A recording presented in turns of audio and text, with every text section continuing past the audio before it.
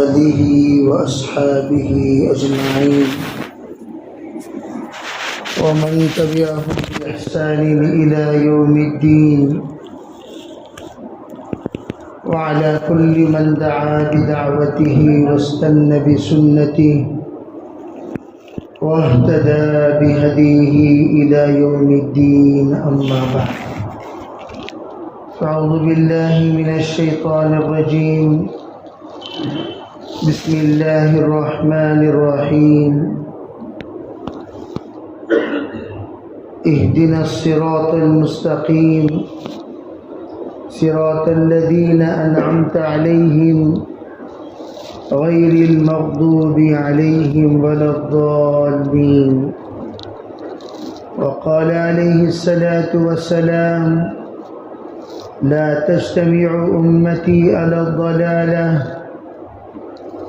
وقال عليه الصلاة والسلام إن الله سبحانه وتعالى يقول لو سلمتني فيما أريد كفيتك فيما تريد. اللهم أيدنا بتأييدك، اللهم أيدنا بتأييدك، اللهم أيدنا بتأييدك يا رب العالمين. محترم معزز حضرات علماء کرام، بزرگان دین، ذمہ داران عظام، عزیز ساتھیوں، اس وقت ہم لوگ جن فکروں کو لے کر یہاں تشریف فرما ہیں، یہ انتہائی اہم اور ضروری عنوان پر ہمارا یہاں اکٹھا ہونا، اجتماع ہونا ہوا ہے، اور اس کو اپنی علمی ذمہ داری سمجھیں، اپنے عہدے کی ذمہ داری سمجھیں، اور اپنے سند کی ذمہ داری سمجھیں، اور اپنے رکن ہونے کی ذمہ داری سمجھیں۔ اگر ہم لوگ صحیح سمجھیں گے، صحیح رہبری کریں گے، اور امت منزل تک صحیح پہنچے گی۔ اگر ہم لوگ نہیں سمجھیں گے، غلط رہبری کریں گے، اور امت غلط منزل کو پہنچے گی۔ الدال الی الخیر کفاعلہ، الدال الی الشر کفاعلہ۔ حدیث پاک میں جناب رسول اللہ صلی اللہ علیہ وسلم نے رہبر الی الخیر کو خیر کا کام کرنے والا بتایا، رہبر الی الشر کو شر کا کام کرنے والا بتایا۔ تو ہم یہاں دو طرح سے رہبر جڑے ہوئے ہیں، یہ قولی رہبر بھی یہاں موجود ہیں اور عملی رہبر بھی یہاں موجود ہیں۔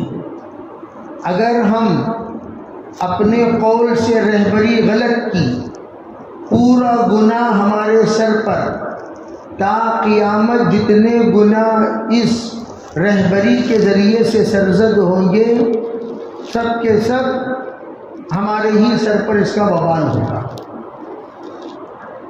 اگر ہم نے خیر کیا تو پورا خیر تا قیامت جو بھی وجود میں آئے گا، وہ پورا ثواب اللہ تعالی ہمارے لیے تا قیامت ایصال ثواب بنا کر قبر میں پہنچاتے رہیں گے۔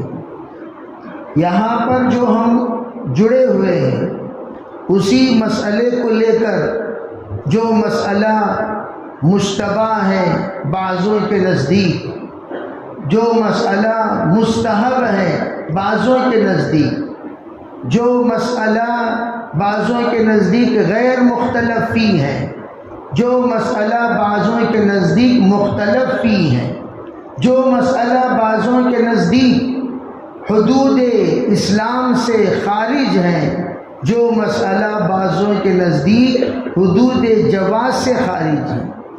اس وقت ہم لوگ یہ جاننا چاہیے کہ جو مسئلے کو ہم لوگ سمجھنے کے لیے بیٹھے ہوئے ہیں آخر اس مسئلے کی اہمیت کیوں ہے؟ اس لیے کہ آپ کو یہ بات معلوم ہے جس وقت کائنات میں جب بھی کوئی کمی پیش آتی ہے دین کے اعتبار سے تو اس میں اللہ تعالیٰ نے چند احباب کو قبول کرتا ہے جو اس شعبے کی کمی کو پر کرتے ہیں۔ اللہ کے رسول علیہ السلام نے فرمایا رب مبلغ او عام سامع، اے صحابہ تم صرف صحابی ہی نہیں ہو، ذرا آگے کی ذمہ داری تمہاری سمجھو۔ استمعوا یسمع منکم ویسمع ممن یسمع منکم، آپ نے فرمایا توجہ سے مجھ سے تمام باتیں لینا، میری طرف جب تمہاری توجہ ہو تو میرے اعمال کی طرف بھی ہو، میرے اشاروں کی طرف بھی ہو، میرے چہرے کی طرف بھی ہو، میرے اوصاف کی طرف بھی ہو، میرے کردار کی طرف بھی ہو، میرے اخلاق کی طرف بھی ہو، میرے افعال کی طرف بھی ہو، اور میرے ایک ایک اشکال کی طرف بھی ہو۔ تو صحابہ اکرام نے حضور علیہ السلام کی من وعن کلیتاً مکمل طور پر عکاسی کی ہے، مکمل طور پر عکاسی کی ہے، ایک بھی جز کو صحابہ نے ترک نہیں کیا۔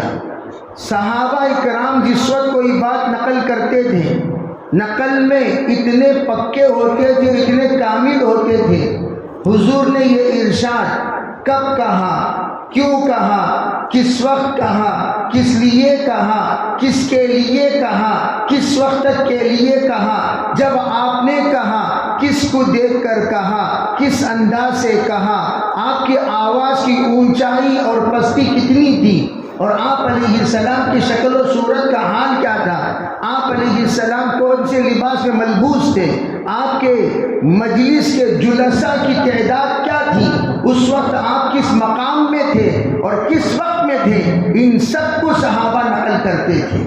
کوئی حدیث کہ اس طریقے سے ہم نے فرمایا کے ذریعے سے پورے دین کو تباہ کر دیا، کب فرمایا ہمیں پتہ نہیں، کیوں فرمایا ہمیں پتہ نہیں، کس لیے فرمایا ہمیں پتہ نہیں، کس کے لیے فرمایا ہمیں پتہ نہیں، کس وقت کے لیے فرمایا ہمیں پتہ نہیں، فرمانے کی ویلیڈیٹی کیا ہے کچھ نہیں پتہ، روایت نقل کر دیتے ہیں۔ لیکن صحابہ تھے، وہ سب سے پہلے ترجمان قرآن ہیں، ناقلین قرآن ہیں، راوی قرآن ہیں، روات قرآن ہیں، اسی طریقے سے وہی سب سے پہلے روات حدیث ہیں، ناقلین حدیث ہیں، ناقلین سنت ہیں، ناقلین شکل رسول ہیں، ناقلین اوصاف رسول ہیں۔ تو عملی طور پر بھی صحابہ اکرام نے پریکٹیکلی انہوں نے بتایا، قولی طور پر بھی بتایا، اوصاف کے طور پر بھی بتایا، اور اللہ نے ان کی اس تمام کردار کو بطور سند پیش کرتے ہوئے کہا آمنو کما آمن الناس، اے لوگوں تمہارے سامنے ہم صحابہ اکرام کو بطور نمونہ پیش کرتے ہیں۔ بنیاد تمام اسلام کی ایمان ہے، تو ایمان میں صحابہ تمہارے سامنے نمونہ ہے۔ ایمان علی الصلاۃ کیسے ہو، ایمان علی الزکوٰۃ کیسے ہو، ایمان علی الرسول کیسے ہو، ایمان علی القرآن کیسے ہو، ایمان علی الشریعہ کیسے ہو، ایمان ہو تو کیسے ہو، صاحب ایمان ہو تو کیسے ہو، اوصاف ایمان کیا ہے، شکل ایمان کیا ہے، افعال ایمان کیا ہے، اقوال ایمان کیا ہے۔ آمینو کما آمن الناس، صحابہ جس طریقے سے جن شکلوں کو مد نظر رکھ کر ایمان قبول کیے، اے آگے آنے والے لوگوں یہی تمہارے لیے نمونہ ہے، انہی کے نقش قدم پر تم بھی چلو۔ لیکن حضور نے فرمایا دیکھو اللہ نے تو آگے آنے والوں کو متوجہ کرا دیا، تمہارے لیے صحابہ نمونہ ہیں، مثالی ہیں، انہی کے نقش قدم پر تمہیں چلنا ہے، اور تمہیں غور سے مجھے سننا ہے۔ استمعوا، فرمایا غور سے سنو، یسمع منکم، تم سے پوچھا جائے گا حضور نے کیا کہا، کیسے کہا، کب کہا، سب باتیں پوچھیں گے۔ وہ یسمع، اور تم جن کو بتاؤ گے، یسمع ممن یسمع منکم، جن لوگوں نے تم سے سنا ان سے بھی تبع تابعین ان سے بھی سنیں گے۔ تو اسی لیے خیر القرون قرنی ثم الذین یلونہم ثم الذین یلونہم کہا جاتا ہے۔ تو میں یہ عرض کرنا چاہتا ہوں، ہمارا دین بڑی امانت داری کے ساتھ ہم تک پہنچا، اور اس دین کے لیے کتنا ہمارے اسلاف نے، کتنے ہمارے اکابر نے قربانی دی ہے، یہ علماء کرام مطالعہ کرتے کرتے کرتے تھک جائیں گے۔ ان گنت صفحات میں یہ تمام مضامین محفوظ ہیں۔ اب امانت داری کے ساتھ اللہ تعالیٰ نے تابعین تبع تابعین وما بعدہم اللہ نقل کرتے ہوئے ہم 13ویں صدی تک پہنچے۔ رب مبلغ جو حدیث میں نے پڑھی، آپ نے فرمایا بہت سارے جن کو تم لوگ تبلیغ کے ذریعے سے اسلام میں داخل کرنے کے بعد دین سکھاؤ گے، دین جن لوگوں کو تم سکھاؤ گے، او عام سامعین، تم سے بھی زیادہ وہ لوگ آگے بڑھ جائیں گے۔ یہ پیشن گوئی ہے ائمہ اربعہ کے بارے میں، یہ پیشن گوئی ہے محدثین کی تحدیث کے بارے میں، یہ پیشن گوئی ہے مفسرین کی تفسیر کے بارے میں، یہ پیشن گوئی ہے خیر القرون کے زمانے میں علوم کے تحفظ کے بارے میں۔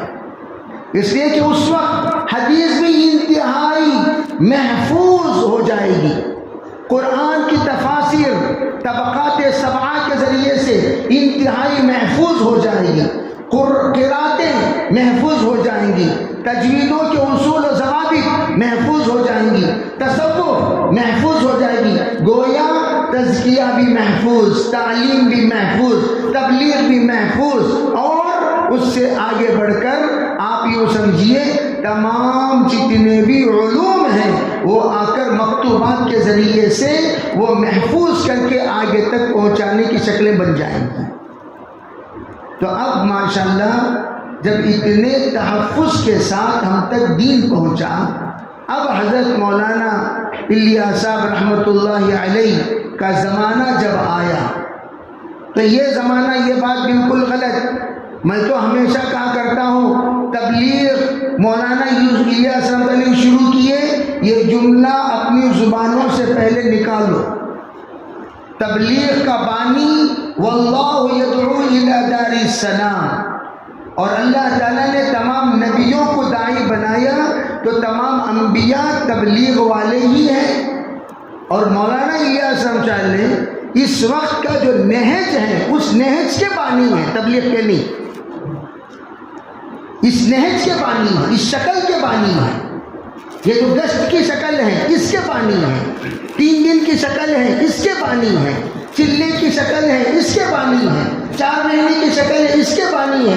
وہ بانی اس کے نہیں ہے کہ وہ تبلیغ کے ہی بانی ہو جائے، یہ نہیں، تو وہ ان تمام اشکال کے بانی ہیں، فضائل اعمال کو نصاب تبلیغ بنانے کے بانی ہیں۔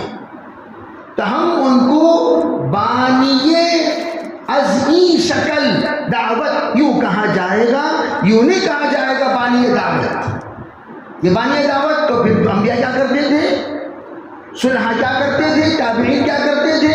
میں اسی لیے کہا کرتا ہوں تعلیم بھی دعوت ہے، تزکیہ بھی دعوت ہے، مکاتب بھی دعوت ہے، اور تمام جتنے دین کے شعبے ہیں وہ سب دعوت ہیں۔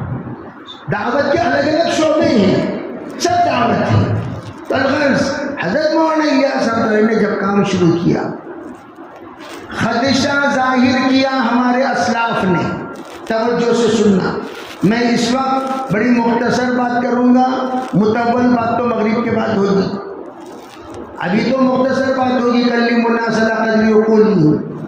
تو میں یہ عرض کرنا چاہتا ہوں کہ جس وقت دعوت کی بات شروع ہوئی تو اس وقت خدشہ ظاہر کیا اسلاف نے، ارے بھائی تم اس جماعت کو عوام کے حوالے کر کے چلے جاؤ گے، عوام تو عوام ہیں، عام لوگ ہیں، ان لوگوں کے درمیان حوالہ کرنے سے بہت ساری حضرت نے فرمایا حضرت میں یہ اصول بنانا چاہتا ہوں کہ ہر جماعت کے ساتھ ایک عالم اور قاری ہو، قاری الفاظ قرآن کو درست کرنے کے لیے، عالم عقائد اسلام کو درست کرنے کے لیے ہر جماعت کے ساتھ میں یہ نظام بنانا چاہتا ہوں۔ تو بزرگوں نے فرمایا ہاں۔ دوسری بات، یہ جماعت علماء کی رہبری میں چلے گی۔ توجہ، چنانچہ آج بھی اس جماعت کے رہبر، اس جماعت کے رہنما، اس جماعت کے مقتدا تا قیامت علماء جب تک اس جماعت کے مقتدا رہیں گے جماعت برحق رہے گی، اور جس وقت اس جماعت کے مقتدا جہلا ہو جائیں گے، یستفتون بالجہال، جاہلوں سے جا کر لوگ اپنے اپنے مسائل حل کریں گے، ضلوا فاضلوا، وہ بھی گمراہ ہوں گے، دوسروں کو بھی گمراہ کریں گے۔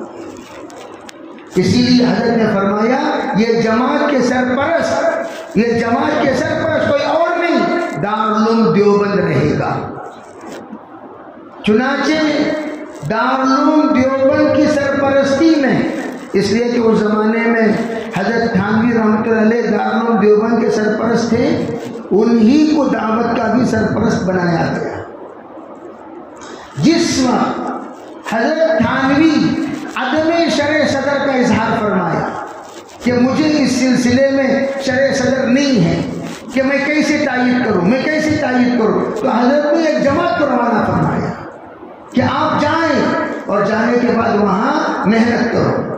حضرت کے پاس محنت کرتے کرتے آپ کی کارگزاری حضرت کے پاس پہنچے گی، تھانہ بھون کے آزو بازو محنت کرتے رہو۔ محنت کرنے والے بڑے ہی ایسے انداز سے محنت کرنا احتیاط کے ساتھ کہ کسی بھی اعتبار سے تمہاری شکایت حضرت کو نہ پہنچے، بلکہ تمہارے کاموں کی حکایت حضرت کے سامنے ہو۔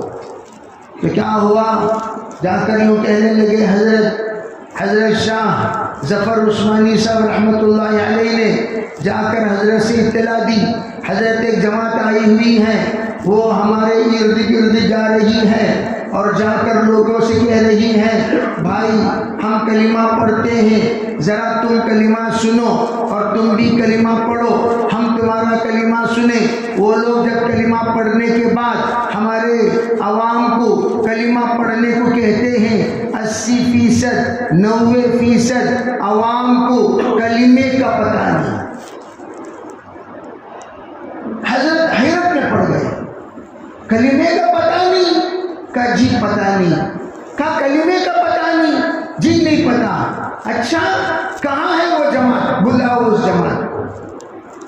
حضرت مولانا الیاس صاحب رحمۃ اللہ علیہ نے یہ ہدایت دی تھی اس جماعت کو، جب تک حضرت تھانوی نہ بلائے نہ جانا، جب تک حضرت تھانوی رہنے کو نہ کہے نہ رہنا، حضرت رہنے کو کہے رہ جاؤ، بولنے کو کہے بولو، کھانے کو کہے کھاؤ، جو حضرت کہے سنو۔ چلی گئی جماعت، اس لیے کہ جب بلایا تو جاؤ۔ تو جب پہنچی تو حضرت نے پوچھا ہاں بھائی کیا ہے آپ حضرات کی ترتیب، تو انہوں نے اپنی ترتیب بتائی۔ حضرت تھانوی علیہ رحمہ جماعت کو اپنے یہاں قیام کرنے کو کہا پہلے اور جماعت کو نوٹ کیا۔ حضرت تھانوی مجدد زمان ہیں، مجدد، ایک صدی میں مجدد الف ثانی کا گزرا، اس کے بعد اگر کوئی مجدد کے درجے پر کوئی عالم گزرے ہیں تو حضرت تھانوی علیہ الرحمہ۔ میں یہ بات اس لیے عرض کرنا چاہتا ہوں، عام طور پر ہمارے جنوب میں معیار علماء کا اندازہ لگانا بالکل نہیں آتا، جو جتنا بکتا ہے اسے سب سے بڑا عالم سمجھ جاتے ہیں، جو مار دیا بہت بڑا عالم ہو گیا، مذاق میں بیان کر دیا بہت بڑا عالم۔ ہمارے یہاں وہ کسوٹی ہی نہیں جس کسوٹی میں رکھ کر ہم علماء کو تول سکے، ناپ سکے، جانچ سکے اور ان کے معیار علم کو سمجھ سکے۔ تو اس لیے میں عرض کرنا چاہتا ہوں حضرت تھانوی کا، اس لیے کہ میں جس وقت دارالعلوم کے اکابر کو جلسے میں بلایا، ہمارے عوام کو، ان لوگوں کو بیان کرنے آتا ہے کہ یہ جملہ ہمارے عوام، جیسے حضرت مولانا نعمت اللہ صاحب اعظمی مدد ذل العلی کو ہم لوگ بلائے تھے ان کی صدارت میں، کہاں حضرت ان کو بیان کرنے سے نہیں آتا نا، تم کیا جانو حضرت مولانا نعمت اللہ صاحب کیا ہیں، تم کیا جانو، گدھے کو کیا معلوم زعفران کی خطر، تم کیا جانو مفتی سعید احمد پالن پوری رحمت اللہ علیہ کیا تھے، ہمیں تو کچھ نہیں پتا، 4 علماء کا نام ہم جانتے ہیں، 5 نہیں جانتے، ہمیں نہیں معلوم۔ حضرت مولانا قاسم بریلوی صاحب رحمۃ اللہ علیہ کے حیات میں گیا اور کہنے لگا حضرت ہمارے جلسے میں فلاں آ رہے، حضرت ان کو بلا لو، آپ کے پاس آنا چاہ رہا ہوں، ادھر سے ہی ہمارا گزرنا ہوگا۔ انہوں نے کہنے لگے پاگل کیا چیز تمہیں ملک صاحب، میں جا کو ان کے پاس بیٹھنا سو تمہیں کہا، ان کو اتنے بڑے اجماع گھاملہ لگاتی۔ حضرت اس وقت علیم تھی، کہاں ہوتا تو یہ کہ میں وہاں آ کر بیٹھوں، یہ نہیں کہ آپ یہاں پر، یہ بہت بڑی گستاخی ہوگی، نہیں۔ میں یہ عرض کرنا چاہتا ہوں کہ ہمارے اکابر کو جانتے تھے، اکابروں کے اکابر کون ہیں، اسلاف کے اسلاف کون ہیں، بزرگوں کے بزرگ کون ہیں، بڑوں کے بڑے کون ہیں، ہم بڑوں تک جانتے ہیں، لیکن امام کے امام کون ہیں نہیں جانتے، امام الائمہ نہیں جانتے، جس کی وجہ سے ہمارا معیار نہیں ہے کہ ہم تولے۔ حضرت تھانوی کیا تھے، مولانا الیاس جانتے تھے رحمت اللہ علیہ، اور یہ بھی جانتے تھے مولانا الیاس صاحب، حضرت تھانوی اگر کہہ دے ہاں پوری دنیا کہے گی ہاں، حضرت تھانوی کہہ دے نہ پوری دنیا کہے گی، حق علماء کہیں گے نہ۔ تو حضرت مولانا الیاس صاحب کو صرف حضرت تھانوی سے سننا تھا، جو سرپرست دارالعلوم دیوبند ہے، جو سرپرست دارالعلوم دیوبند، آج اگر دارالعلوم کا مسلک بنا ہے مضبوطی کے ساتھ تو وہ حضرت تھانوی کا احسان ہے، جس کی وجہ سے دارالعلوم کے تمام اندرونی اعتبار سے بھی بہت ساری چیزوں پہ ہم حضرت تھانوی ہی کو نمونہ بناتے ہیں۔ الغرض حضرت تھانوی تو تھانوی تھے، علمی اعتبار سے وہ مقتدا ہیں، تصوف میں بھی وہ ہمارے مقتدا ہیں، تعلیم میں بھی وہ ہمارے مقتدا ہیں، تربیت میں وہ ہمارے مقتدا ہیں، تبلیغ میں وہ ہمارے مقتدا ہیں۔ التبلیغ حضرت تھانوی کی 18 جلدوں میں بیانات موجود ہیں، 18 جلدوں میں۔ الغرض حضرت تھانوی نے جب کارگزاری سنی، انہوں نے جب سنائی تو حضرت سننے کے بعد کہنے لگے، ٹھنڈی سانس لے کر الیاس نے یاس کو آج سے بدل دیا، یہ جملہ۔ اور کہا کرتے تھے مولانا الیاس صاحب، توجہ، حضرت تھانوی کیا کہتے ہیں، من وعن لا کر وہی جملہ مجھ تک پہنچانا۔ جس وقت یہ جملہ حضرت تھانوی کے زبان سے نکلا، فوراً آ کر اطلاع دی گئی کہ حضرت مولانا الیاس صاحب رحمۃ اللہ علیہ کو، کہ حضرت تھانوی نے یوں فرمایا، الیاس نے یاس کو آج سے بدل دیا۔ اتنا خوش ہوئے، عید ہو گئی حضرت مولانا الیاس صاحب رحمۃ اللہ علیہ۔ اور اس کے بعد سے کوئی مجلس چاہے خاص ہو یا عام، اس جملے کے بغیر حضرت کا ختم نہیں ہوتا تھا بیان۔ حضرت تھانوی نے فرمایا، الیاس نے یاس کو آج سے بدل دیا، الیاس نے یاس کو آج سے بدل دیا۔ اتنا مزہ لے کر، عقیدت کے ساتھ اور امید کے ساتھ حضرت تھانوی کی اس قول کو نقل کرتے تھے۔ فرمایا حضرت تھانوی کی زبان سے جب یہ جملے نکلے، اس کے بعد ہندوستان کے علماء کی تائید حاصل ہوئی۔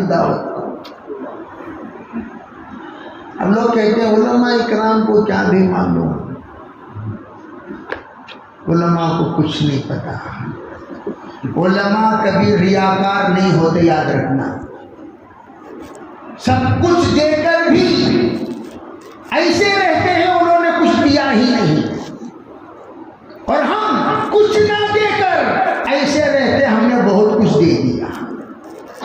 یہ ہے فرق وارثین انبیاء اور غیر وارثین انبیاء میں. میں اس وقت آمدم برسر مطلب اس جماعت کا رہبر جب تک دارالعلوم دیوبند رہا، اس جماعت کا مشیر جب تک دارالعلوم دیوبند رہا، اس جماعت کا رہنما جب تک دارالعلوم دیوبند رہا، اس جماعت کا مقتدا جب تک دارالعلوم دیوبند رہا، تمام خرافات سے جماعت محفوظ رہی. اور جس وقت چلتے چلتے دیکھو وراثت وقف میں نہیں چلتی، اوقاف میں وراثت نہیں چلتی.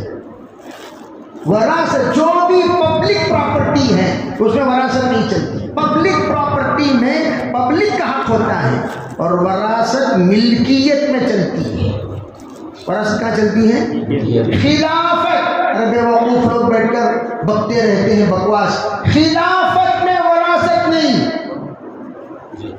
عمارت میں وراثت نہیں، اور جس عمارت میں وراثت ہو وہ عمارت ہی نہیں، شرعی عمارت. آپ بتا ہی نہیں سکتے نبیوں کے کسی بھی اعتبار سے اللہ نے حضرت سلیمان کو نبی بنایا، اللہ نے بنایا. اللہ نے حضرت یوسف کو نبی بنایا. لوگ کہتے ہیں حضرت یوسف ابن یعقوب، اسحاق ابن ابراہیم، کریم ابن الکریم ابن الکریم ابن الکریم، یوسف ابن یعقوب ابن اسحاق ابن ابراہیم. ابھی یہاں تو وراثت ہے. وراثت نہیں، وہ نبوت ہے.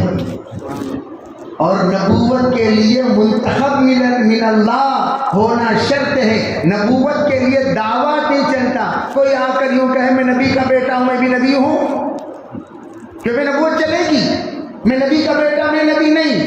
کیوں یوسف علیہ السلام ہی نبی کیوں ہوئے، بقیہ کیوں نہیں ہوئے؟ وہ من اللہ منتخب حضرت یوسف تھے. حضرت یعقوب کے اولاد میں یوسف، حضرت اسحاق کے اولاد میں یعقوب، حضرت ابراہیم کے اولاد میں اسحاق اور حضرت اسماعیل. اللہ نے منتخب کیا. تو یہ منتخب بھی اللہ ہوتے ہیں. نہ عمارت میں وراثت چلتی ہے، سنو میری بات اچھی طرح، نہ خلافت میں وراثت چلتی ہے. وراثت تو ملکیت میں چلتی ہے. اب جناب دعوت کا کام تو کسی کی ملکیت تو تھی نہیں، نہ تھی، نہ ہے، نہ کبھی رہے گی. کسی کی ملکیت تو تھی نہیں. اور ہمارے اگر ملکیت ہوتی تو تصدیق کی کیا ضرورت ہوتی؟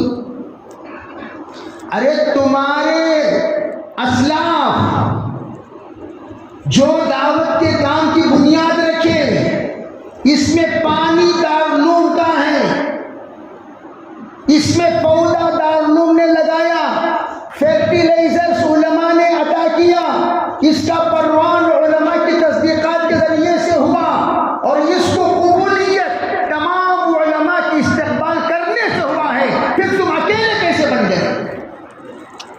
جس دعوت کا چندہ ہوا ہو، جس طریقے سے مسجد کا چندہ ہوتا ہے، عربی مسجد کا چندہ ہوتا ہے، جاتے ہوئے بھائی اللہ کی گھر کے تعاون کرتے ہوئے جائیے، بھائی جاتے جاتے تعاون چندہ کرتے کہ نہیں؟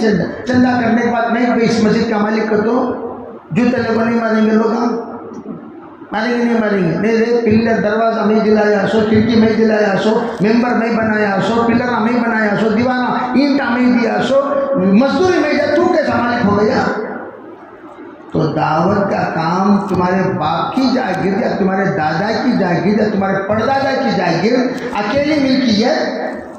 ارے اس دعوت کے کام کے لیے ہزاروں نہیں کروڑوں کی محنت کے بعد تمہیں دعوت کی شکل میں ملی، بیٹھے بیٹھے مل گئی. حضرت مولانا الیاس صاحب رحمۃ اللہ علیہ کو ضرورت کیا تھی؟ سال میں 3 مرتبہ کبھی 4 مرتبہ جا کر دارالعلوم دیوبند کے اصناف کے سامنے کارگزاری سنا کر رہبری لے کر آتے تھے. 6 نمبر کو لے کر 7 علماء کے پاس گھوما، حضرت یہ 6 نمبر، حضرت یہ 6 نمبر، حضرت یہ 6 نمبر. حضرت مفتی کفایت اللہ صاحب، آپ نے 6 نمبر میں چوتھا نمبر تو مولانا اکرام العلماء لکھا ہے. جی حضرت. فرمایا اسلام تو تمام مسلمانوں کے اکرام کرنے کا حکم دیتا ہے. جی حضرت میری رائے یہ ہے اس کو اکرام المسلمین بنا دیا. حضرت مفتی کفایت اللہ صاحب کے کہنے پر اکرام المسلمین بنا. اور تم کہتے ہو تمہارے باپ کی جاگیر ہیں. تمہارے باپ کی جاگیر ہیں. گشت پوچھو گشت کی تصدیق کیسے ہوئی, کس طرح ہوئی, کون کون نے اس کی تصدیق کروائی.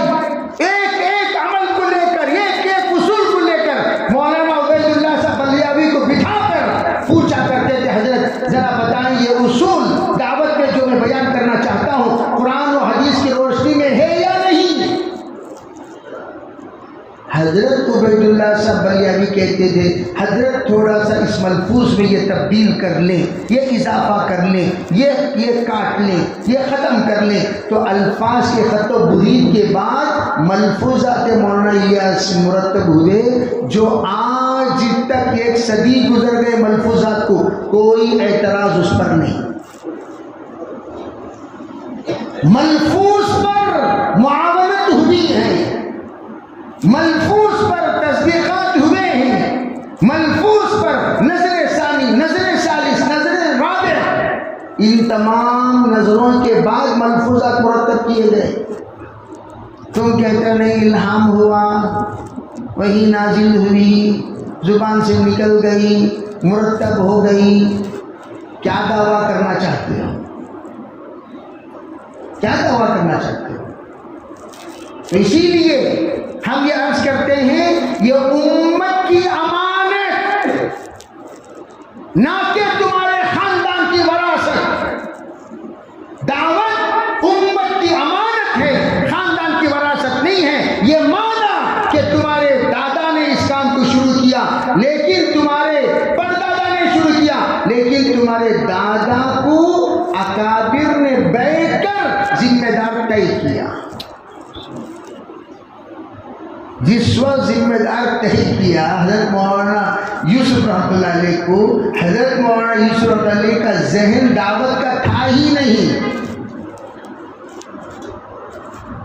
بالکل نہیں تھا, بلکہ دعوت سے چڑ. مولانا عبید اللہ صاحب رحمۃ اللہ علیہ پردہ بنتے تھے. مولانا الیاس صاحب تشریف لانے والے ہیں, مذکورات میں بیان کرنے والے ہیں. مولانا یوسف رحمۃ اللہ جاتے پردہ ہٹا دیتے, ادھر سے گھستے پردہ ہٹا دیتے. کیا کر رہے ہو بھائی؟ غیر شرعی کام ہونے نہیں دوں گا. یعنی کیا مطلب مذکورات میں بیان کرنا وہ سب میں ہونے دیتا نہیں, مجھے یہ سب پسند نہیں, یہ بولنا چاہتے ہیں. اب دونوں کے بحث و مباحثہ, مولانا عبید اللہ صاحب مولانا یوسف صاحب رحمۃ اللہ علیہ میں دونوں بھی جبال العلم تھے. مولانا عبید اللہ صاحب کے بارے میں مفتی سعید صاحب پانپوری کہنے لگے کس کو کیا جرأت کہ حضرت شیخ کے سامنے اپنی لب کشائی کرے. لیکن حضرت مولانا عبید اللہ صاحب بلیاوی ایک ایسی ہستی تھے, حضرت شیخ کی مجلس اعتکاف میں جہاں پر پورے ہند و پاک کے اسلاف و اکابر, بڑے بڑے جبال, بڑے بڑے بحور ان علوم کے تشریف لائے ہیں تربیت کے لیے, ان کی مجلس میں بیٹھ کر تربیت کی بات کرنے کی اگر کسی کو جرأت تھی اور کسی کو ہمت تھی اور کسی کا انتخاب ہوا تو وہ مولانا عبید اللہ صاحب ہیں جو روزانہ ظہر کے بعد تعلیم, تبلیغ, تصوف کے عنوان پر بات کرتے تھے. 2 گھنٹے سے 3 گھنٹے. لیکن حضرت نے عجیب بات کہی, 30 سال حضرت نے بات کی. ہر دن رمضان المبارک کے تمام معتکفین کے سامنے ہر دن. کتنے سال؟ ارے بولو بھائی کتنے سال؟ لیکن 30 سال میں کبھی مضمون نہیں دہرایا. 30 سال میں کبھی مضمون نہیں دہرایا. عنوان یہ کی عنوان روزانہ بیان, لیکن کبھی نہیں دہرایا کسی عنوان کو. کبھی یہ بات ریپیٹڈ, گزشتہ سال بھی یہ بات جبال العلم اعتراف کرتے تھے واقعتاً یہ انسان ہی اس کرسی پر بیٹھ کر شیخ کے سامنے بات کرنے کے قابل ہے. وہ بڑی شخصیت کا دونوں جبال العلم. آخر میں مولانا عبید اللہ صاحب رحمۃ اللہ علیہ یوں کہا کرتے تھے بس یہ میرا شیخ کا حکم ہے، میں حکم کی تعمیل کروں گا، چاہے تم جو کہو جو کرو، حکم کی تعمیل کروں گا. لیکن ایک درد تھا مولانا الیاس صاحب رحمۃ اللہ کو، میرا بیٹا اور اتنے بھی وہ حضرت مولانا یوسف رحمۃ اللہ علیہ بیزار نہیں تھے. دل کے اندر یعنی دل کے اندر یہ گوشے میں دعوت کی عظمت، دعوت کی قدر، دعوت کا وقار، دعوت کا درد، یہ گوشے قلب میں ضرور. کیوں بھائی وہی اسی درخت ہی کے تو شاخ ہیں. پھر کیا ہوا؟ جس وقت حضرت مولانا شیخ الحدیث زکریا صاحب رحمۃ اللہ علیہ، حضرت مدنی ادریس صاحب کھانجلوی اور عاشق الہی صاحب میرٹھی، یہ تمام اس زمانے کے اسلاف اکابر بیٹھ کر مشورہ کیے کہ اس وقت جنازہ موجود ہے، جنازے کی نماز پڑھائے گا کون؟ طے ہوا. جنازے سے پہلے بیان کرے گا کون؟ تو سب کی متفقہ رائے یہ ہوئی مولانا الیاس کی کرسی میں مولوی یوسف جا کر بیٹھے.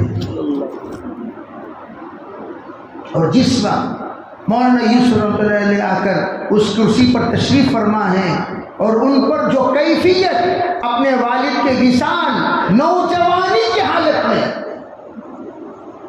نوجوانی کی حالت کی وصال 48 سال میں ہوا. مولانا یوسف رحمۃ اللہ علیہ 48 سال میں انتقال ہوئے. جس وقت حضرت کا انتقال ہوا 27-28 سال کی عمر. جب وصال ہوا اتنا درد اور اتنا دکھ اور اتنا غم سوار تھا. جو بیان حضرت نے کیا، حضرت شیخ فرماتے ہیں ایسا لگتا ہے، مدنی نے فرمایا ایسا لگتا ہے کہ مولانا الیاس کی پوری فکریں ادھر منتقل ہو گئی، پوری روحانیت ادھر منتقل ہو گئی. اتنا درد سے بیان کیا اور کہا جنازہ اس وقت تک یہاں سے نہیں اٹھے گا جب تک کہ تم 7 مہینے کے لیے یہاں سے نکل نہ جاؤ. پہلی تشکیل حضرت نے 4 ماہ کی اور سب کو نکالا اور خود یہ عہد کر لیا کہ میں گھر کے اندر نہیں جاؤں گا جب تک کہ یہ جماعت واپس نہیں آئے. یہاں نہیں. یہ ہے دادا کی قربانی. پھر حضرت مولانا انعام الحسن صاحب رحمۃ اللہ علیہ تشریف لائے. قصہ مختصر. پھر اس کے بعد جناب آپ کو شورا میں شامل کیا گیا اور آپ تشریف لائے. یہ دن پسر نمونے پدرست، یہی ہم نے سنا. یہ دن گھر کو گئے بغیر یہ دن بتاتے ہیں. دادا کی قربانی بیان کر کے چندہ کرنے سے خود کا کمال تھوڑی ثابت ہو جائے گا. تم اپنے اسلاف کی کمائی پر پل رہے ہو، تمہاری ذاتی تو کچھ ہے نہیں، تمہاری ذاتی تو کچھ ہے نہیں. اور میں اتنی بصیرت اور بصارت کے ساتھ اور مکمل شرح صدر کے ساتھ اس بات کو میں عرض کرنے میں ذرا برابر جھجک محسوس نہیں کروں گا، اس لیے کہ میں اس اعتبار سے 99 سے تنے تنہا ہوں. اب سے نہیں. بھئی ایک تو شورائی نظام، امارت کا نظام، وہ تو اب نا گڑبڑ کے بعد، لیکن گڑبڑ سے 16 سال پہلے ہم تنہا ہیں. گڑبڑ سے 16 سال پہلے 2000 میں جب ان کا بیان ہم نے سنا توجہ سے، ہم نے کہا بھئی یہ انسان جو بول رہا ہے یہ دعوت تو نہیں بول رہا ہے، خرافات بول رہا ہے. ان خرافات پر 12 سوالات میں نے تحریر کی.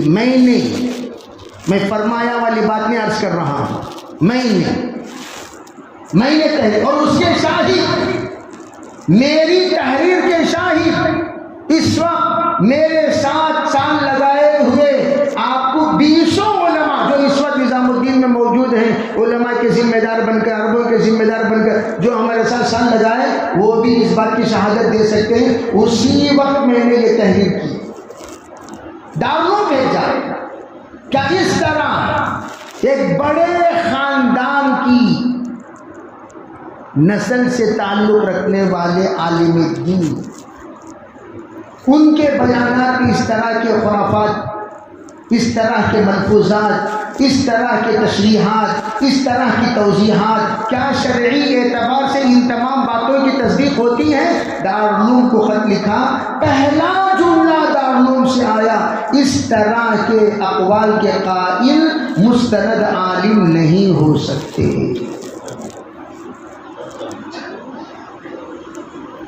اور ہم نے کیا کیا؟ ہم نے ان تمام جوابات کو، اس لیے کہ بھئی اگر ہم اس وقت ظاہر کرتے میں ہوں، تب تک آپ لوگ 24واں برسی مناتے تھے.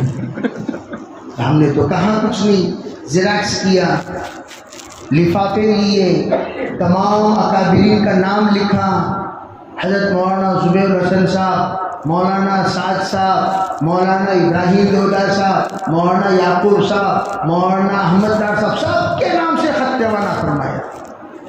کہاں سے؟ نظام الدین کے بیان سے ہم نے خط ڈالا. اور بھائی نظام الدین کے بعد سے نظام الدین کے اندر آنے کے لیے 24 آورس لگتے ہیں. 24 آورس میں خط آ گیا. اتفاق کے بعد ہم 5 نمبر کمرے میں مشورے کے بیٹھے ہوئے ہیں، ایسا گویا ہمیں کچھ پتہ نہیں. بھئی یہ خط آیا ہوا ہے، حضرت مولانا احمد دار صاحب خط آیا ہوا ہے، ذرا پڑھتا ہوں تب متوجہ ہوں. انہوں نے تفصیل کے ساتھ پڑھتے ہوئے کہا، جناب اب تو جاہل تو تھے ہی، اب مفتہ بھی جاہل ہو گئے. میں وہاں بیٹھا ہوا ہوں، ہم بڑوں کی باتوں میں تو رد کرنا مناسب نہیں ہے، وہاں بیٹھے ہوئے ہیں. میں ہوں، مولوی احمد حسین گودرا جو اس وقت ہے گودرا میں، مولانا ابراہیم دولہ صاحب کے ساتھ رہتے ہیں، وہ آپ کو بتا سکتے ہیں اس بات کی، اس واقعے کو آپ کو سنا سکتے ہیں. میں حوالہ اس لیے دے رہا ہوں، بعض مجھے اس وقت ان کی عمر کیا تھی، ان کی عمر کیا بھی دکھتی نہیں نا، انہوں اتنے پرانے باتیں کرتے نہ بھی دکھتی کہ حدیث پہ لگتی ہے اس زمانے میں دکھتی نہیں ہے کیا ہے کہ ارے تو واقعہ پیش آیا، واقعہ سند کے ساتھ بول رہے ہیں. اس وقت تو ہم کسی کے حریف اور کسی کے فریق تو تھے نہیں، شورائے نظام تھا کہاں، کون تھے؟ اور اس وقت ان سے ہمارا کیا لینا دینا تھا؟ کچھ نہیں. جب ہم نے سنا، ہمارے جتنے سال والے علماء دارالعلوم کے فضلاء نے سنا، افتاء کیے ہوئے لوگوں نے سنا، صاف کہہ دیا ان کی باتوں میں ایسی بو آ رہی ہے جو فرقے باطلہ کے عقائد کی تائید ان کی باتوں میں ہو رہی ہو. اس وقت کی بات، اس دن سے ہم جتنی جماعتیں لے کر گئے شمالی ہند، دلی، ہم نے ان کے بیان میں ہمارے ساتھیوں کو نہ بٹھانے کا عزم کر لیا. جو سب کے بیانات میں بٹھائیں گے، ان کے بیان میں نہیں بٹھائیں گے. جب ان کے بیان کی علامت کیا؟ دیگر تمام بزرگوں کا بیان فجر کی نماز ہوتے ہی 10 منٹ میں شروع ہو جاتا ہے، ان کا یہ بیان 25 منٹ سے آدھے گھنٹے کے بعد شروع ہوتا تھا. جب لیٹ ہو سمجھ جانا جناب والا تشریف لانے والے، یہ علامت ہوتی تھی. اس لیے کہ اس وقت تو ہم لوگوں کو مشورہ کیا ہوا، کدھر ہوا، وہ تو پتہ نہیں تھا. علامت یہ تھی، لیٹ ہوئی تو سمجھ جانا ان کا بیان ہونے والا ہے. تو ہم کہتے بھائی ذرا فاتحہ پڑھ کر آئیں، چلو ذرا درگاہ میں حاضری دے کے آئیں، ذرا مولانا عمر صاحب پانی پوری کو دیکھ کر آئیں. اس طریقے سے کوئی نہ کوئی بہانہ لے کر جماعتوں کو ہم وہاں آنے کے بعد نوجوان بچے تو جو 2020 کے ماڈل کے ہیں، 2018 2000 جی ایسے یہ ماڈل اور اس زمانے میں 98 کے 99 کے ماڈلس جو ہے نا دعوت میں لگے، ارے آج جی سب کا بیان ہوا کرتے، میں بھی ان کے ساتھ افسوس کر لیتا، ارے دے ہاؤ بیان ان کا چھوا کرتے، کیا کرنا، چھوڑو جی انشاءاللہ بعد میں سن لیں گے، ہو گیا۔ اس افسوس پر مرہم پٹی لگا کر چھوڑ دیا کر دیا، اور دل کو تسلی ہو جاتی، چلو بھائی وہ سی گرفتار ان کا بیان سن کو پورا چلا، ان کے پیچھے سینہ صندوق کرنے، ان کا بیان سننا کہ کوئی ان لوگوں کو بگڑنا کیوں، اس لیے کہ جماعت کے ساتھ چلنا تو مجھے ہے، جب مجھے چلنا ہے ان کے بیانات سنا کر ان کا دماغ خراب کیوں کروں، تو لے کر چلے جاتے تھے۔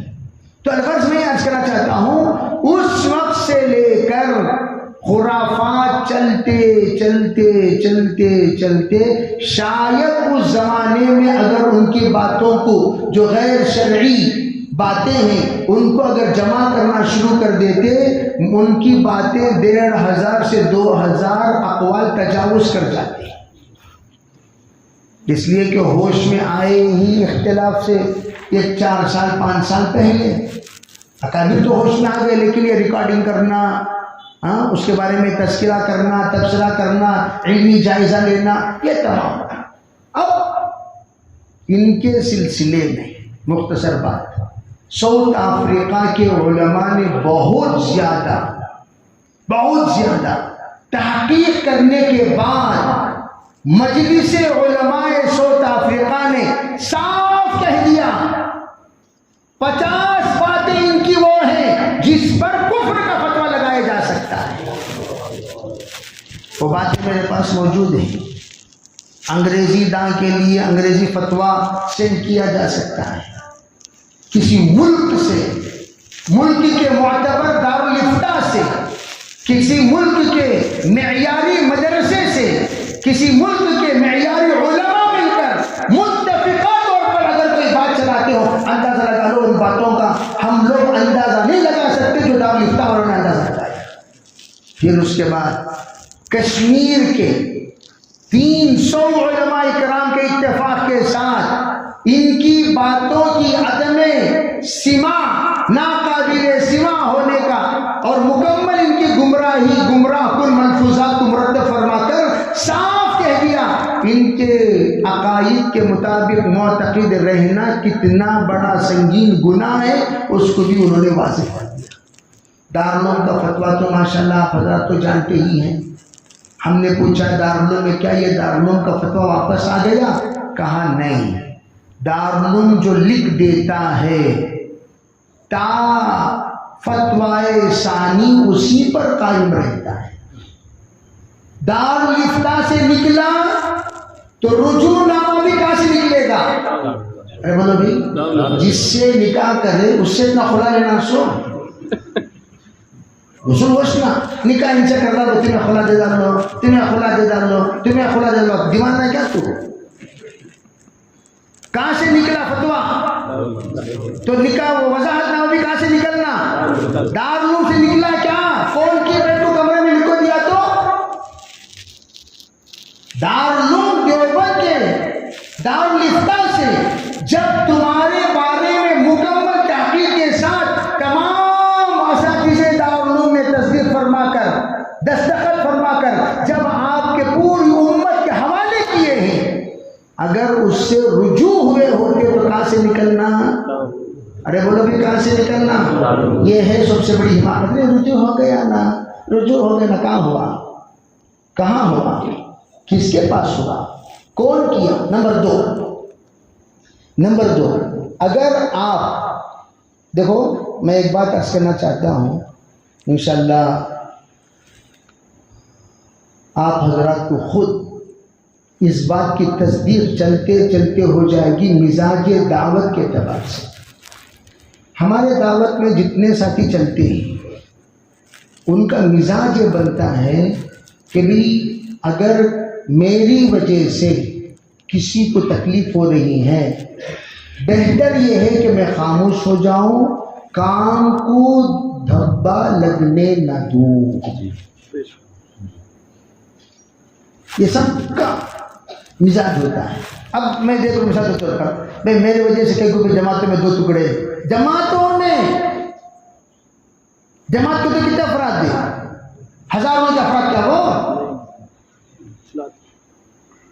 5 سے لے کر 10 افراد 15 افراد، یہ جماعت چھوٹی سی جماعت میں میری وجہ سے جو حصہ ہونے کا اندیشہ ہے تو میں کیا کروں گا؟ بھائی دیکھو بھائی جھگڑو نہ کرو، میں خاموش ہو جاتا ہوں، میں بھی ان کو امیر مانتا ہوں، میں امیر تسلیم کرتا ہوں، چلو بھی چلتے رہیں گے ساتھ میں، جماعت میں گڑبڑ نہ کرو، جماعت میں شرارت مناسب نہیں، جماعت میں ہنگامہ مناسب نہیں، جماعت میں اس طریقے کے ماحول مناسب نہیں، خالی جماعت کو دو حصہ ہونے سے مشورہ کر کے ہم بچاتے ہیں۔ ٹھیک، مان لیجئے چلو بھائی، چلو جب سب مل کر، ارے اس وقت حضرت مولانا اللہ اکبر مرحوم ہمارے پڑوس ملک کے، اور بھائی وہ حاجی عبد الوہاب صاحب جمشید صاحب موجود تھے، حضرت حاجی عبد الوہاب صاحب موجود تھے، یہ تو بڑے بڑے اکابرین ہیں جو آپ کے پردادا کے صحبت یافتہ،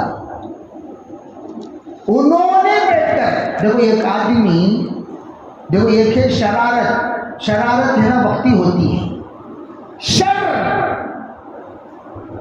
الگ شرارت الگ، شر الگ شرارت الگ، شر یہ وقتی ہے، شرارت وقتی ہے، بے بچہ شریر ہے، یہ بچہ شریر ہے، یہ بچہ شریر ہے، ٹیمپرری، بھائی چھوٹا بچہ بھی شرارت کرتا، بڑے ہوتے ہوتے انہیں سدھر جاتا، ایسا تو بولیں گے؟ ایک ہے شر پسند، شر پسند، جب کسی کی وجہ سے خاندان ٹوٹے، جب کسی کی وجہ سے گھر کا 2 ٹکڑے ہوں، جب کسی کی ضد کی وجہ سے خاندانی پراپرٹی برائے فروخت آنے پر ہو، اگر وہ انسان واقعتاً ہمدرد ہوتا، واقعتاً اس کے اندر صحیح سمجھ سلیم الطبع انسان ہوتا، اگر اس کے اندر خیر خواہی ہوتی، وہ کیا کرتا؟ چھوڑو بھائی، میرے وجہ سے کئی کو خاندان کی پراپرٹی بیچنی ضرورت نہیں، میرے وجہ سے کئی کو جھگڑا ضرورت نہیں، میرے وجہ، اگر وہ مخلص ہوتا تو خاموش نکل جاتا، لیکن جس کے اندر خباثت ہے وہ کیا کرے گا؟ ٹوٹے کو تو ٹوٹیں گے، مرے گا تو مریں گے، تباہ ہو رہی تباہ ہوں گے، خلاص ہو رہی خلاص ہوں گے، 2 ٹکڑے ہو رہی ہو جانے دو، کیوں؟ میری تو کیا بھی لگی تو نہیں نا، میرے پردادا کی لگی، میری دادا کی لگی، مجھے تو واٹ لگانا ہے، بچانا کیوں؟ اس لیے کہ ایک دن بھی جس کا دعوت میں وقت لگا ہی نہیں، اسے کیا درد رہے گا؟ ایک دن قسم کھا کر اگر میں کہوں تو حانس نہیں ہوگا، ایک دن بھی عوام کے ساتھ وہ وقت نہیں لگائے، چیلنج کے ساتھ بولتا ہوں، محراب میں بیٹھ کر بولتا ہوں، سب علماء کو شاہد بنا کر بول رہا ہوں، ایک دن بھی، 1 سال تو بہت دور کی بات، تاکہ وہ ایک دن انہوں عوام میں لگائے بول کو ثابت کرنا نہیں تھا، قیامت تک ثابت نہیں کر سکتے۔ کتنے دن بولو؟ یہ جو جوڑا میں سفران کرتے وہ سب جماعت نہیں بولتے، اس کو سفر بولتے اس کو۔ بعض لوگ ہمیں پوچھتے ہیں جماعت نہیں کیا؟ اب میں جیسے آیا جماعت کی تو جماعت 6 افراد ساتھ میں تھے، کوئی جماعت نہیں، جماعت نہیں ہے بھائی، وہاں جوڑ ہے، جوڑ کو جاری۔ اب ہم لوگ جاتے ہیں اجتماع کو، افراد جاتے ہیں تو پوچھے کوئی جماعت نہیں کا، نہیں جماعت میں اجتماع کو جاری۔ جماعت کسے بولتی؟ جماعت کسے بولتی؟ بھائی مستقل آپ مسجد میں آ کر قیام کریں، 24 گھنٹہ جو جماعت کا نظام ہے اس کے تابع ہو کر رہیں، اسے کہتے ہیں جماعت۔ ارے بات سمجھ میں آ رہی نہیں آ رہی؟ اس طرح انہوں نے تمہیں بولیں گے نہیں، انہوں حج کو جاتے ہیں نا، انہوں کیا بولتے ہیں اس کو، فلپائن کو جاتے ہیں نا، انہوں یہاں جاتے ہیں نا، وہاں کو جب اجتماع کو جاتے ہیں لوگ، وہاں سب جا کر 10 دن کے بعد آتے ہیں نا، وہ جماعت نہیں بولتے اس کو، اجتماع کی حاضری کیا کہتے ہیں اس کو؟ ارے بولے بھی کیا کہتے ہیں؟ عوام جس طرح یہ دن جماعت میں وقت لگاتی ہے، میں پوچھتا ہوں تمہارے گشت سے ایک آدمی آیا ہو ذرا بتا دو. چلو اور بھی زیادہ آپ کو ہم آپشن دے رہے ہیں. آپشن دیتے نہیں فارم میں, ان آپشن دیتے ہیں. آپ سال لگائے نہیں, چلا لگائے نہیں, چارمین لگائے نہیں, بیرون وقت لگائے نہیں, مسجد میں گئے نہیں, 3 دن مسجد میں نہیں, سب نہیں نہیں نہیں نہیں نہیں نہیں, یہ دن لگائے نہیں. نیکسٹ کالم, ایک بار تو تمہیں گشت میں گئے. ارے بولو کہاں گئے؟ ارے بولو کہاں گئے؟ دنیا بھر کے تمام ذمہ داروں کو کھڑا کر کے پوچھو تمہاری قربانی دعوت میں کیا ہے. وہ فہرست گنا سکتا ہے, میں نے یہ کیا یہ کیا یہ کیا یہ کیا. جناب محترم کو کھڑا کر کے پوچھو تمہاری قربانی کیا ہے دعوت میں, یہ بھی قربانی نہیں ہے. جس کی قربانی نہیں اسے کیا درد ہوگا, اسے کیا اثر ہوگا, اسے کیا تکلیف ہوگی, اسے کیا پریشانی ہوگی. مرتے ہیں تو مرنے دو, ٹوٹتے ہیں تو ٹوٹنے دو, کٹتے ہیں تو کٹنے دو. مولانا ابراہیم دولا نکل رہے ہیں, نکلنے دو. احمد ناز جا رہے ہیں, جانے دو. کیوں 7 سال پہلے نادر علی خان صاحب نکلے, ان کے نکلنا 7 سال پہلے, نکلنے دو, جانے دو. کیوں؟ ان کا باپ کا کیا گیا. تو پتا چلا تو دعوت کو تباہ کرنے جناب تشریف لائے ہیں. تو برائے فصل گردن آمدی, نہ برائے وصل گردن آمدی. تمہارے پردادا وصل کے لیے آئے, تمہارے دادا وصل کے لیے آئے, مولانا انعام الحسن وصل کے لیے آئے, پورے تمام اکابرین دعوت وصل کے لیے آئے. لیکن جناب تو فصل کے لیے تشریف لائے, بٹوارا کے لیے آئے ہو. تم جوڑ کے لیے نہیں بلکہ ارے بولو کے لیے. اب بولو جوڑنے والوں کو ساتھ دینا, توڑنے والوں کو ساتھ دینا. جی کسے ساتھ دینا, کسے ساتھ دینا, کسے ساتھ دینا. اسی لیے یہ جوڑ ہے تاکہ ہم کسے ساتھ دیں, ارے بولو کسے ساتھ دیں. کریں گے انشاءاللہ تفصیل کے ساتھ. بات کب ہوگی؟ وآخر دعوانا الحمدللہ.